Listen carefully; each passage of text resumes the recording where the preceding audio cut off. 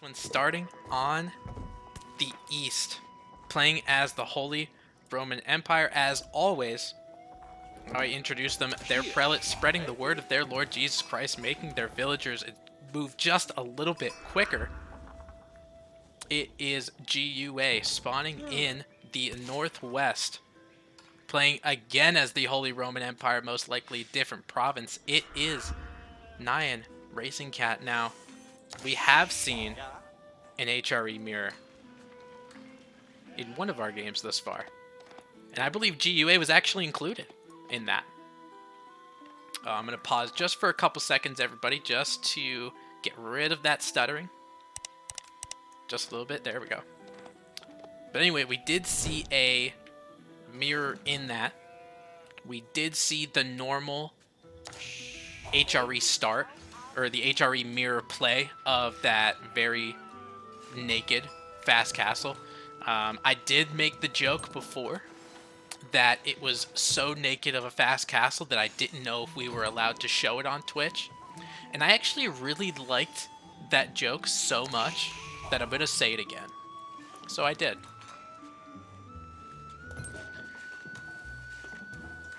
Now, both these players obviously going for their food and gold. Now, this is a very important thing for HRE that I feel like gets overlooked because we're talking about things like Fast Castle, and we talk about how HRE is good with the second town center and Aachen placements and all of these kind of things when going on in Fuel Age.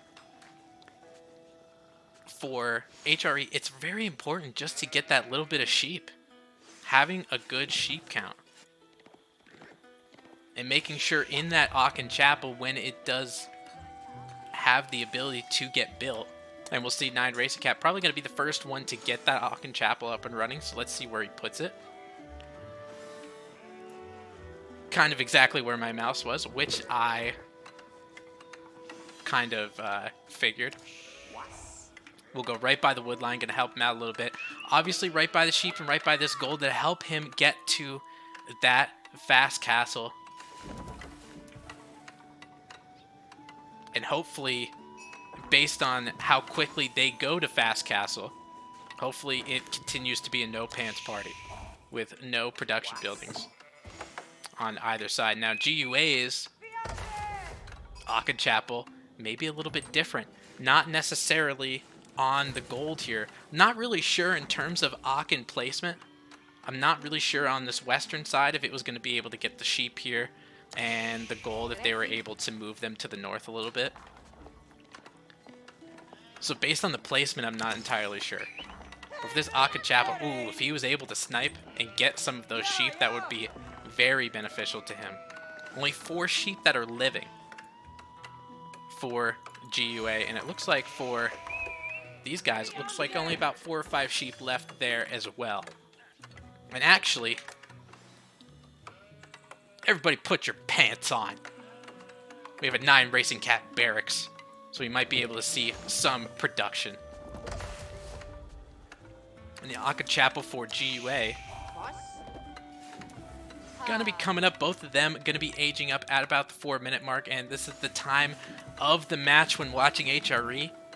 But I gotta tell you, the prelates are gonna start getting their megaphones, shouting their prayers over this tile range. All of these villagers getting inspired, as you can see here, that 40% faster. Prelate getting his megaphone over here on the north side as well. Now with this barracks, he's pumping out units immediately. Dark Age Spearmen and leather helmets. Moving across the battlefield from north to south. I'm curious to see where they actually end up going here. Might be trying to get a little bit of map control with these relics. For all of these players, as we take a look at HRE's Feudal Age, and we can see both of them, especially GUA, having that food and gold stockpile means that he's obviously going that fast castle, and we can see for how many villagers he actually has on either resource with the food and gold. Gonna make sure he's going up to castle. But with these spearmen, I don't know if he's looking for a raid over here on the south side. That might be the issue for him. Hardened Spearman coming in will be able to take a shot or two. And to follow with the naked analogy, he caught GUA with his pants down, essentially. Going to be able to take some hits on these villagers. But the prelate going to be here, going to be able to heal it up. Now, got to remember, these prelates and scholars of Delhi, they're able to heal at normal speed if the unit that it's healing is not in combat. These villagers, because they're gathering, they're not necessarily in combat, so they're able to continue to heal very well. GUA still got 600 gold. So those spearmen did take down one villager. That's first blood. One worker kill. And Genghis Cathedral going up for GUA with 9 villagers. So, whoa. A little bit of a feudal age tower from HRE. What is happening? Getting a little aggro in the feudal age. GUA going to be able to emergently repair this mining camp all the way to the south. Not so much in the way of gold for him. It's going to be difficult. GUA is going to have to back into his base a little bit because NyanRacingCat, because of this tower, because of these walls that he's doing, these once safe religious artifacts that you can see here are now not so safe. So I was going to talk about some of these relics and where they are around the map, and I would say GUA got a pretty good relic spawn. He's got a couple really safe ones. It doesn't seem like NyanRacingCat has any quote-unquote safe ones. Now we're going to get to a part where I'm not sure what GUA is going to be able to do. Another Wololo coming in from a prelate of GUA's. Not going to be able to get it.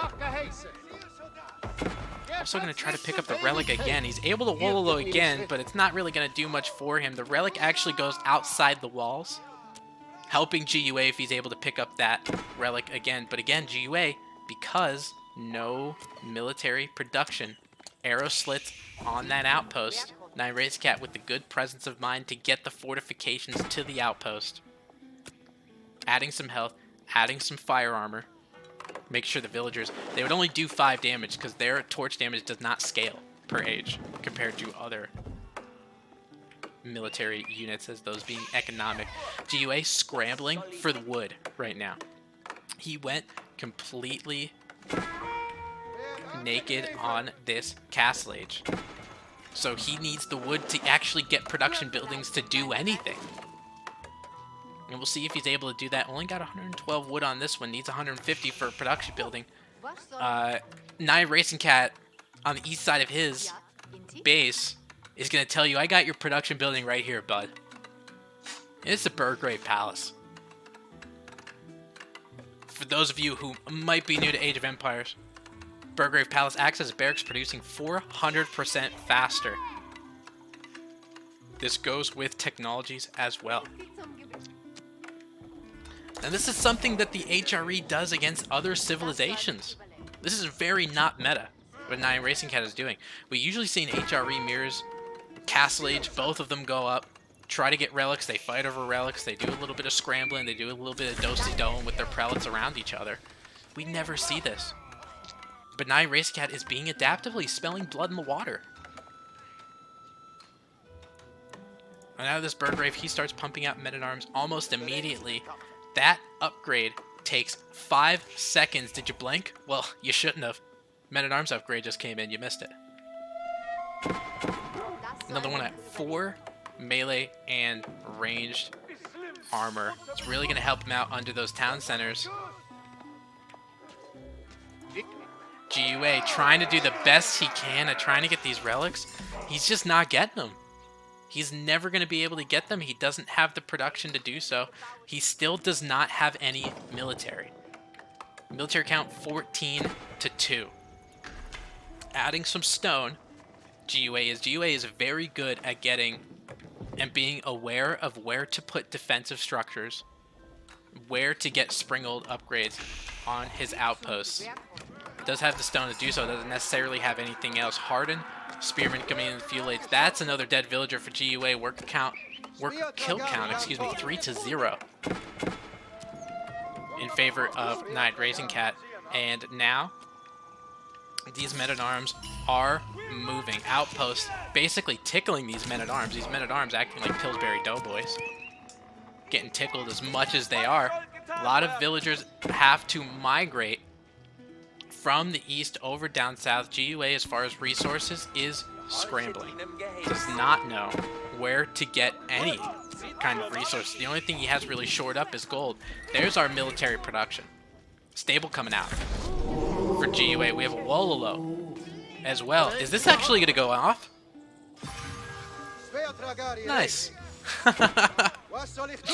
Couple hardened spearmen. And that Wololo, the fact that actually went off, means that the prelate might be able to get the relic. Oh, if it kept moving. It's at 0 health. It's as a ghost. Okay. The relic might be going into that outpost eventually. He just needs that little bit of gold to help him with this knight production. He's got 1 knight right now. Back home, Burgrave. Look at this. 4 seconds a pop. Men-at-arms coming in. The fastest, I mean, the only thing for these men-at-arms, it just takes a while to actually get there. Once they get there, though, they're pretty much sold. GUA springald upgrades now. Now, you're not getting tickled like a doughboy anymore with those springald upgrades. That'll go right through your skull. Especially with a relic in one of those outposts. Town Center doing a good job trying to take away some of the men-at-arms' health. At least maybe the knight would be able to take him out. I do see from the Burgrave Palace no heavy maces yet. We have a Wololo going off in the center of the map. He pulls it out of the outpost. Does a little Harry Houdini trick with it. Pops it back in. Is it a prelate or a magician? But ends up taking it back to the outpost. And look at GUA in terms of getting food. Can't get this wood line because of this fortified outpost. Has to get over to these berries, which is the only way to get food for him because this has been raided to all heck. And now we have all of these villagers getting garrisoned again. There's 32 villagers in GUA's essentially province of the Holy Roman Empire right now. 19 of them are idle because they all have to be in outposts. Has a lot of prelates trying to get these relics in his possession. Wololo obviously not going to get anything. Prelates together able to heal up each other. But again, I mean, I keep looking at this side. It's not necessarily gold he's got to worry about. He can't get food. It's so difficult for him to get food. He can't get wood because of this tower here. And also, obviously, the men-at-arms are guarding this wood line as well. Can't get wood, so he can't build a market to use his gold. That's the biggest issue. So while the gold is there, you can't really do anything with it. Military count now 30 to 14 in favor of NyanRacingCat. Will continue to keep moving. As you can see, the nice little limbo line of now spearmen coming out, which is going to be really good and efficacious. Although those two spearmen decide to change sides of the Holy Roman Empire, they think that's the better province. So I got news for you, bud. I don't really know about that. Military count 35 to 15 and 20 villagers down. All of these villagers getting healed to full health. But the issue is they're being not as efficient as NyanRacingCat, because we take a look here, these berries.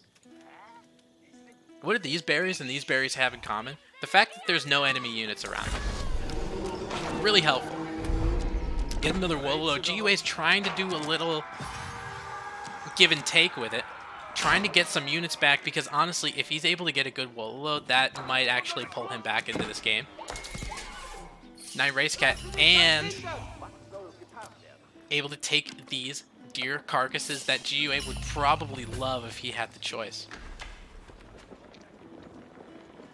This was so perfectly executed by NyanRacingCat. He had a perfect tower. Stopped this wood line from happening. He stopped Aachen Chapel from happening. I don't know if this is something that he necessarily planned to do, but it was brilliant. And GUA trying to get any semblance of map control. It does have this sacred site here. Not going to be for long, however.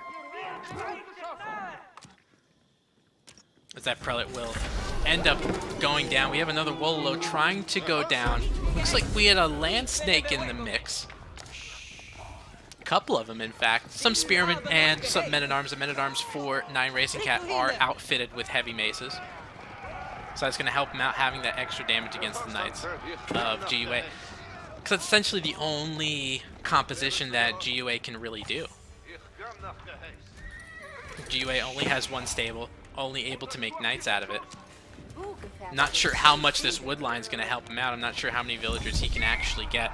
Now GiveUA does have a massive 4 Knights and 1 Scout trying to move itself in the northeast direction, getting confronted by NyanRacingCat's units. All of those spearmen and men-at-arms will be chasing them. The one good thing about these Knights is how mobile they are. Prelate trying to get that sneaky Wololo again, and I mean for GiveUA, that's essentially his ace in the hole. If he's able to pick that off, he's able, you know, for NyanRacingCat, if he's able to delay his greed just a little bit, sort of getting that relic. But now this outpost does not have anything on it. Yet again, the Knights are trying to take that fight, not necessarily take it, but get a charge off. They do get a charge off on some of the units, but there is stuff here in that relic, that outpost with the relic in it, I should say. Almost got burned down. Emergently repaired once again. Another tricky Wololo by GiveUA, and this is what he's doing. He just has to play this song and dance. Because if he takes this fight head on, he's definitely losing. Burgrave continuing to pump. Land Snake's out now. Adding some spearmen. I feel like Nyan is just dragging his face across the keyboard. Anybody else also agree? Like, you can just hit whatever you want at this point. Spearmen actually getting hits on some of those Knights. 1 Knight going down. Military count 63 to 12. In favor of NyanRacingCat. GiveUA decides there is no way that he can come back from this game and ends up calling it. He did the best he could with the relics he had.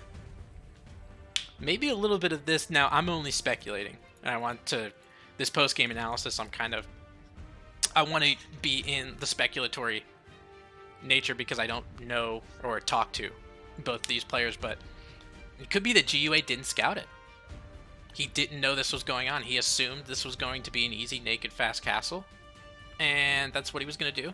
And he was going to, you know, get some Knights out. And that was going to be it. Didn't turn out to be. He actually went Castle Age very early, as you can see for him. But military count, just having those couple spearmen out makes that difference. It was very surprising to me. But what a great game. Spawning in the east, playing as the Ottomans. It is GiveUAnxiety spawning in the west, playing also as the Ottomans. What a mirrored series is NyanRacingCat now. Both of these players in the Ottoman mirror going for a rather mirrored strategy. Adding that stone, going to be able to get that military school up as soon as possible. NyanRacingCat puts his to the north of his starting town center, GiveUA to the west. And some of these, the military school, to me, I haven't seen too much in the way of Ottoman mirrors. But for going for spearmen in the beginning, I mean, it's going to make it so you yourself is not a raidable target. So take a look at this gold vein up by the north, GiveUA. NyanRacingCat, a little bit safer, that gold vein over here on the west side. Makes that spearman for GiveUA have to either wrap around on the south side if it has enough room, or you can see on the north side wrap all the way around. But this gold vein, pretty good target if they choose to do so. Now, GiveUA, you can see this waypoint, and there it is. A random point on the map that he probably thinks Nyan's base is, and actually, he's kind of close. But now GiveUA just starting to get that gold mine as so properly. What I want to do is just to highlight some build order stuff from Ottomans. I know Ottomans is a particularly, I mean, semi-new civ. It's been out since Season 3, but just to take a look and see what they're doing. 9 on food is usually the go-to. The amount on gold, also the go-to 903. And then they will be adding wood eventually when they're able to. But this is pretty much the standard build when getting up and trying to get that twin minaret as quickly as possible, is which I would assume both would do. First, Spearman here for NyanRacingCat finds a scout, says, "How you doing? Keep it moving."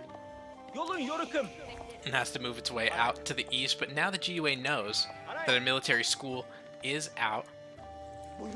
He knows that he made a good decision with his military school as well. Both of them pretty much around the same time of getting up to feudal age, as both of them will probably click the button. I would say, actually, maybe at the same time.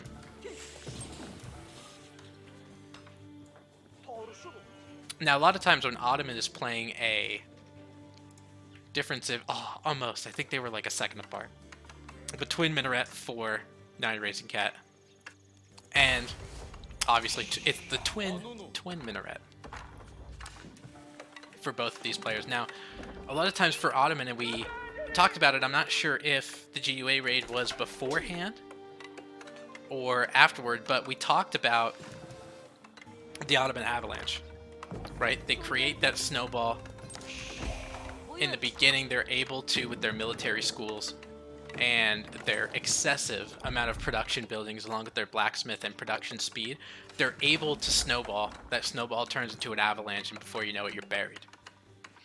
The Ottomans, when it mirrored against each other, obviously, it's kind of like, you know, a rock and a hard place, essentially. So I'm interested to see, as these players develop and matriculate to feudal age, if they decide to go for some kind of feudal all-in, or might we see a not as popular fast castle coming out from either one of these players. I'm not really sure. I want to take a look. Both of them obviously doing the correct build that they need to do. Actually, GUA. Oh, okay. He has villagers in queue. I was like, he's not making food. What is happening? But he does have villagers in queue, so it'll be all right to do that. Is adding stone. Actually, 5 villagers on stone, trying to get that other military academy as quick as possible. Both of them going up with the minaret at pretty good times,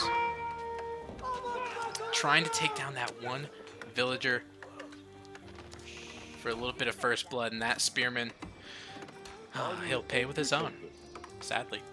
So that's one spearman down. I think that was another one.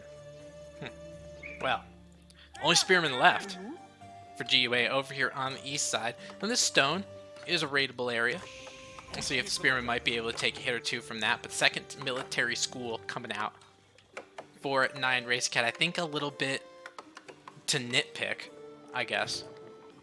The difference is, even though GUA's buildings are, there's been military productions a little bit more forward, gonna have a lot of room around for a blacksmith.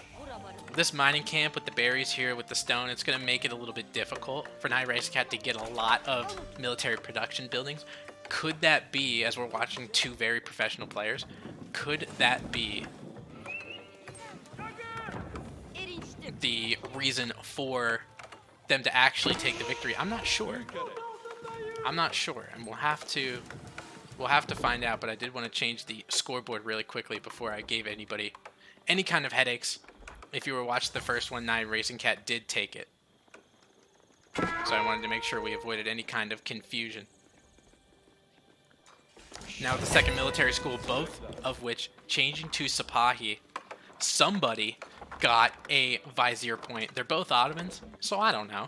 But I do know that NyanRacingCat now has the sound of music available to all of his battles, and we're going to zoom in again as we can hear bongos. That's one of my favorite things to do when casting. Taking a look at these metas, giving them the run around, and making sure I can hear them bongos. At least a little bit. Or bass drums. I don't know what they're called. I don't know music. It looks like just a little bit of skirmishing going on with both of these players. Some spearmen getting caught in awkward directions. Quite interesting that as far as military school goes, we're going in the Sipahi route. Just because there's a lot of spearmen out, but the price for the Sipahi, obviously more expensive than something like an archer that would be accounted for a spearman, so I totally understand why they would be going Sipahi. And GUA, we talked about Fast Castle. GUA is actually going for that. I see him at 650 food, now at almost 800, because he deposited a huge amount. And I think for GUA, he went for the Anatolian Hills. He went for the 8 extra sheep here. Then he had a Vizier point, went for 2 imams, probably to try to heal these villagers up so they can continue to mine gold to get to 600. And I think this is genius from GUA. On the other side, Nyan is going for this stereotypical all-in. Well, I don't want to say all-in, but military production build. With his blacksmith, with all of his buildings.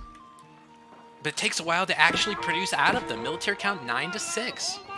And GUA needs 6 gold to get up to Castle Age, and he'll be able to do that. He'll hit that almost immediately. He just needs some of his food villagers to deposit, gets a couple to do so. Now has the ability to go to Castle Age. He can do and put the MIA right next to the blacksmith, getting that siege equipment, getting siege superiority. NyanRacingCat on the other side is starting to follow suit. 8 villagers. Over here on the northwest side of his base, gathering from that gold vein. GUA is going to be first with this MIA. But NyanRacingCat never had the military mass and, you know, the overall annoyance factor to get GUA to stop from his, or derivate from his initial plan. So he's going to be able to go up with the MIA. The issue is, I'm very happy GUA is going Castle Age and taking the mirror out of this mirror. However, this gold vein, for how difficult it is to actually mine from, it's going to be challenging for him to get units that actually, you know, matter in the Castle Age. Getting things like knights are going to help him out. He's not going to be able to get any, just because of the amount of gold that he has now.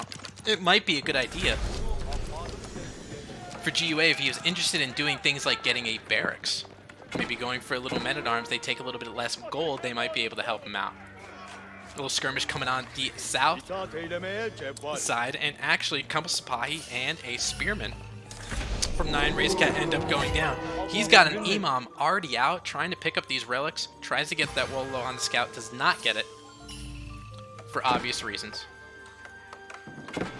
Vizier point for NyanRacingCat does get the, I believe, might have gotten the 8 sheep, or it was Vizier point for GUA. I'm not used to many Ottoman mirrors, but does go with 3rd military school, which will be able to pump out some of those units. Now, does need the Vizier point in order to make knights and janissaries, because they would be quite useful to him. But the military school pumping out men-at-arms, and that's exactly what he switches to, I think was a very good decision.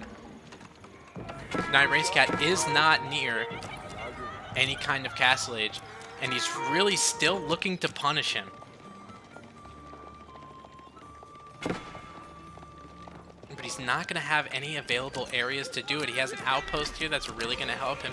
Gotta remember, maybe get that little bit of stone to get a Springald upgrade. We know how much GUA uses Springald upgrades in the Castle Age with HRE.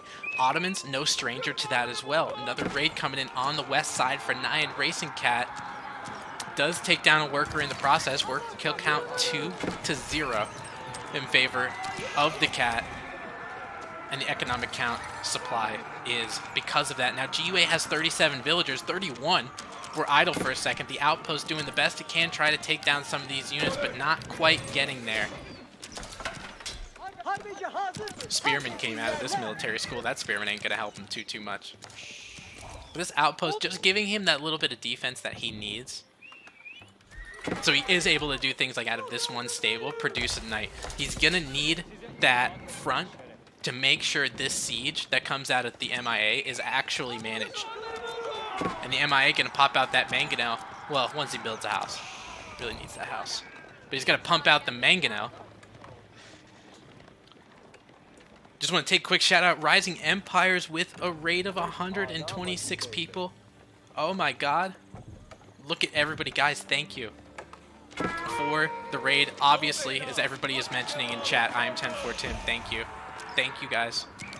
We're watching a best of 3. This is actually our last series of the day between NyanRacingCat and GiveUA. This is the bronze game. Hey guys, stick around. At least watch this series. It's insane.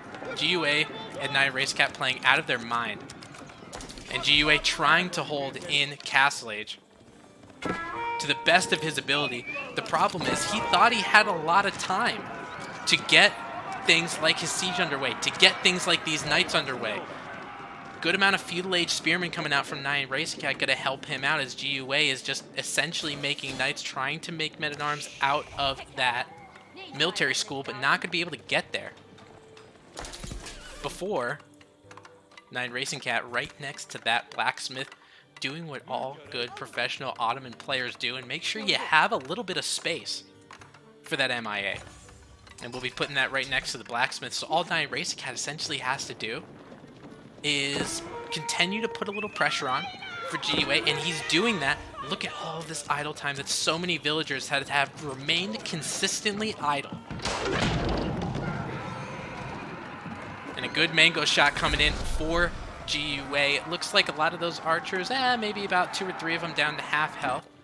Maybe exaggerated the mango shot. Sorry guys, I got excited. It happens. Now for Castle Age coming in for NyanRacingCat. Will start to make his own knights. Does take a rather bad fight. GiveUA does a couple. Spearmen and a Sipahi end up going down. Some men-at-arms of the GiveUA variety going to help him out. Does have some sprinkled upgrades on at least one outpost, which is really going to help him. Let's see if we can get another bolt to fire. There it is. See you later. Get bopped. And we have another south raid on the MIA. The MIA actually down to 70%. A lot of those spearmen, hey, you give them enough time and enough torches, they'll end up taking down landmarks, I'll tell you. But now NyanRacingCat, military count favors him, 36 to 18. Not necessarily in terms of quality, more so quantity, as we see army value 3,700 in favor of NyanRacingCat to GiveUA, but GiveUA obviously at half the strength has another manga now. A little bit of siege superiority for him. MIA coming in for NyanRacingCat, yet to produce its first manga now. But the one thing that NyanRacingCat has that GiveUA does not is the sound of music. Another meta over here going to be able to help him out on any battle that NyanRacingCat decides to take. Vizier point deafening us once again. And we'll see what he does choose when he has the time for it. Knight trying to get a raid on this deer line, not getting there. This deer patch, excuse me, not getting there. For anybody wondering in chat, Voices One had to leave, so it's just me. I swear I'm not that much of a microphone hog. On the south side, GiveUA trying to get some night raids. I mean, Ottomans are one of those civs. Walls, who needs them? Right? Sometimes they don't do much in the way of walls. Both players deciding not to do that. We have this north gold vein getting raided. We have a knight for both sides. Gonna go ahead and have a little joust with each other, but GiveUA doing one of the things that GiveUA is so entertaining and amazingly good at is having all of these different knight groups because of how well he played French back in Season 0, Season 1, how well he is able to manage multiple knight groups. And we see, look at all of these knights. You swear this is calculated. He has 7 knights over here. Yes, this Imam is going down, but I think he got rid of his last rights anyway, like yesterday, so who cares? And knights of all different angles trying to take villager kills for NyanRacingCat. Idle time going out the wazoo. Worker counts getting killed. 10, 11 worker kills for GiveUA, and now there's an economic lead for GiveUA, 53 to 45 respectively. NyanRacingCat again with a little bit of military power, 56 to 25. but it's going all over the place. You know, he's got a couple crossbows here with a couple knights. That meter, one of the expensive ones, ends up going down. I don't think he has military schools making meters, and he does not. Difference in vizier point choices I'm seeing from all of these players. 4 military schools for GiveUA. We got a Wololo coming out trying to save some of these knights. NyanRacingCat not taking the bait.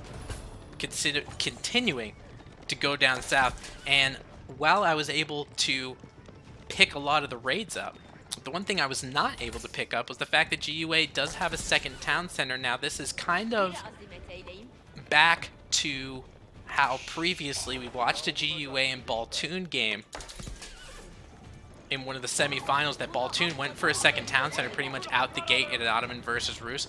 Economically, GiveUA was never able to recover. So GiveUA having that second town center and doing it before means that he's going to be able to have the economic stronghold throughout the duration of this game. And honestly, as this game continues to progress, I know the score tells me differently, but GiveUA, in terms of economy, if he's able to actually turn it into military, this is going to end up being very good for him. The problem is the production. And as we see here, and somebody pointing out correctly in chat, it's the fact that the military count is double for NyanRacingCat. Siege superiority, though, is there for GiveUA. Let's see if these mango shots are actually good. A lot of archers go down on the west side. Got a little Wololo trying to protect these mangonels, gets them to back up just a little bit. We have Spearmen of the Dark Age variety for GiveUA going up against Castle Age Knights.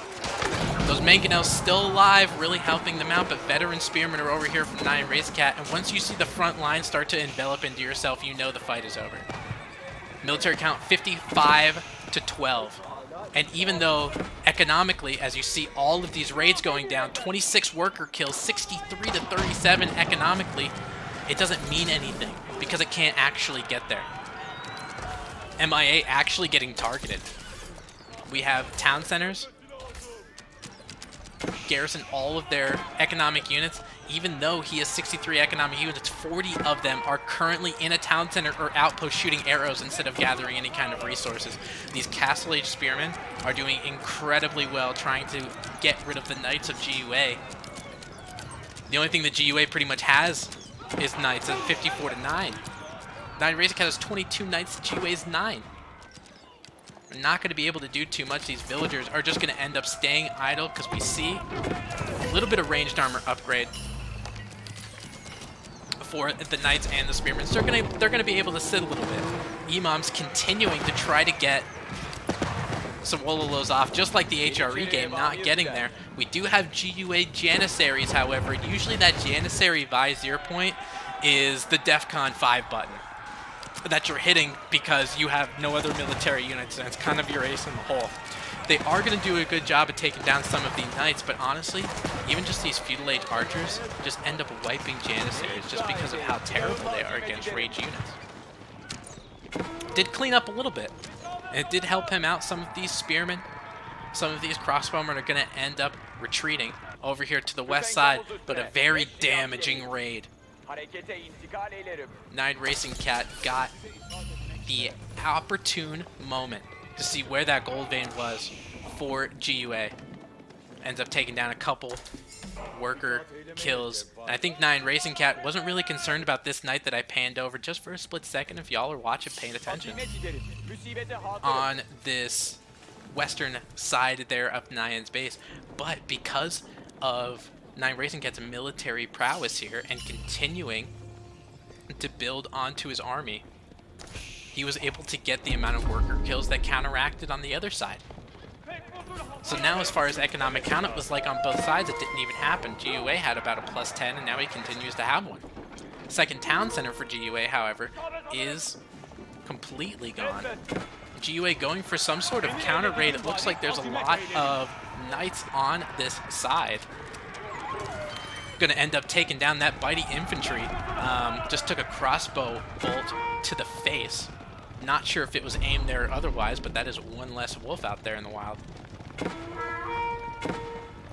Raids going on in multiple angles. We have a actual Sipahi doing the hokey pokey and turning itself around but having 2 regular knights able to take care of that raid. Those knights finally get taken down. It looks like maybe 1, maybe 2, not really sure. Essentially, there are raids going on either side. They're the only thing that is happening. There's no really full-scale battles that are happening. And actually, I think GiveUA is doing a good job making sure he doesn't take any of them, because if he does take a straight-up fight, he's going to lose. Has some Janissaries trying to take down some Knights, doing a good job of that. Knight control group mastery from GiveUA. As you can see, we have Sipahi trying to get there. Mangonel shot that I just panned over. Shot some rocks at some villagers. None of them are going to end up going down. Mangonel does go down for GiveUA. Or NyanRacingCat, excuse me. These villagers, though, they're Zeeing. They're sleeping out here. At 3 health, they're exsanguinating. And now they end up moving a little bit more to the northeast. GiveUA trying to get that night raid, but he just didn't get it. He couldn't find any villagers to take out. NyanRacingCat's villagers, look at where all of these villagers are. We're all over the place. We're at this gold mine. We're at this bush. We're at this deer patch. And now we're over trying to take some of GiveUA's units on the south side. And actually, Janissaries, pretty decent in terms of base strength. So they did a good job of taking out some of the spearmen and making sure the knights are able to stay alive. And actually cleared up a decent amount. On the other side, though, look at these worker kills. If I could have 2 cameras, I'd love to. A lot of worker kills over here. Worker kill count 43 to 33. NyanRacingCat having the advantage. And now villager count is equal, 44 to 42. Springald Towers trying to get some hits on NyanRacingCat's knights. Gonna end up escaping just a little bit now. Military count 51 to 12. And this is one of those times where when you're watching this game, you kind of just want to shake your monitor and be like, just go in there. Like, just kill it. Like, just do it. But, of course, he doesn't see what we're seeing. You know, he doesn't see what's going on. There's so much economic devastation on both sides. NyanRacingCat actually going with the Janissary button. Getting a couple Jans of his own. It looks like 8 because of the 4 military schools that are there. So that'll be able to help him out against GiveUA's Knights. These Knights are pretty much the only thing that he has right now, and he's trying to raid to get himself back into the game. Another Knight control group that we're seeing. On the north side, going to be able to get a good raid over here on a gold vein. GiveUA trying to stop that sacred site from happening down south. Also trying to get an encirclement on some of these workers. Does get a couple kills. Another Knight raid gets trapped by some Knights and Sipahi, but here, look what we have. More workers. They're ripe for some Night Blades. And now economic count, 41 to 37. GiveUA is taking over the lead in that regard. The issue is what we're missing right here, and that's all of this ranged mass and all of the Knights for NyanRacingCat encircling, getting around the MIA. They're trying to take the MIA down as quickly as humanly possible. It might be before that Mangonel gets creeped out. Imam trying to get a Wololo, doesn't get it. Mangonel does not go out of the MIA before it's reduced to rubble. That Metter just banged on maybe one of his bongos before he got his head shoved through it. Military school, all of the production from GiveUA right on top of. He can't produce out of it. There's nothing that he can do. It's very difficult when you put your production out here in front. Trying to get a sneaky Wololo, trying to do what he did before as HRE. He knows he's behind. He's trying to save himself. If he does get a nice Wololo, that's the way that he can claw his way back into the game. NyanRacingCat not falling for the bait, though. He's just not falling for it. Knights trying to come back from a raid because they know that home base is in danger. Pick the bad path to do that, though.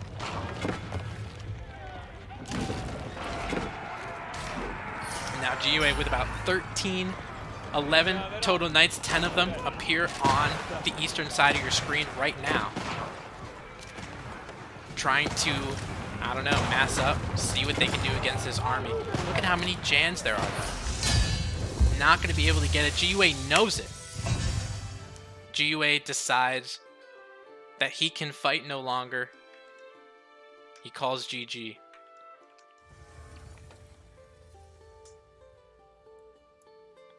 And this one was rather peculiar. I kind of just let everybody like sit with the GG a little bit. I don't want to yell in your ear. I kind of want everyone just be like, that's a GG, and everyone's like, damn, what did we just watch, dude? But anyway, looking at villager count, raids all over the place. As you can see here, only one time did GiveUA have over 70 villagers. And that was with that second town center. NyanRacingCat sniffed out that second town center, reduced it to essentially rubble. Then military count. I mean, this kind of was a little bit of that Ottoman avalanche. You know, that analogy that everybody is probably tired of me saying at this point.